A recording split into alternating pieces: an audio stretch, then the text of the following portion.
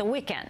Stuff to do inside and outside. We have some ideas for you. Joining us now is Time Out New York editor Shaye Weaver. Thanks for being here again. Thank you for having me. We are so glad to have you.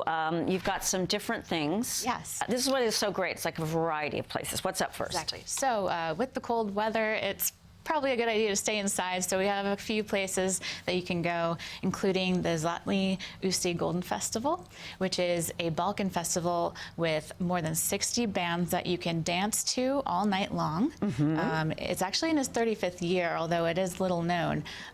You can dance to Balkan, Bulgarian, South Indian, Roma, Ukrainian music. It runs the gamut. It's a lot of fun, and it goes all night.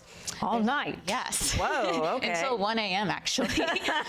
That sounds like a good time. And if you're hungry, food is another highlight. It's Balkan cuisine, which means a lot of spit roasted and smoked meats. And for those who want to do a little shopping, there's a market with jewelry, needlework, art, henna from artisans and farmers from around that area. So it is at the Grand Prospect Hall, right, in Brooklyn? Yes, and tickets are $35. $35, that's important. Yes. We let everybody know, but it's sort of an overnight thing. Yes. All right, next, the Outsider Festival. Yes. That always intrigues me.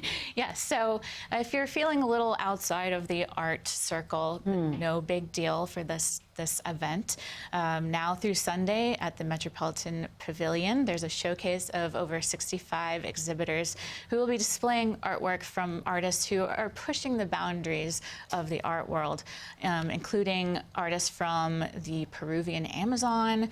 You can see things like a wall of 500 bogus postage stamps from fictitious states. It's kind of funny. Interesting, yes. And there's also a exhibition called Perspective of a Child. It's 2,000 artworks from children across 50 countries. Children are the ultimate art outsiders. It might be very neat to see what they have in store for us. And finally, there's a little bit more of an immersive experience at the Ace Hotel in connection with the Artsider Art Fair, where you can see an immersive piece by Frederick Weston. Okay, so our last one is... Knitting Live by Vogue. Do you knit? Yes. So I'm very excited about this. Okay. Sell it. Shaye, it's all yours. Well, if you haven't seen people on the subway knitting and crocheting, it's kind of strange now because everyone's doing it. So Vogue is hosting this weekend event. It's high fashion, high intensity convention for thread fanatics, people who work with their hands. You can attend classes, you can see fashion shows by Vogue, Rowan, and Universal Yarn.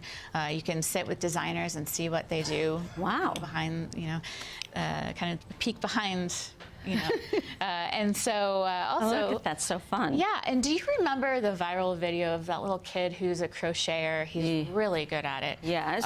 So he's been called a crocheting prodigy. His name is Jonah Larson.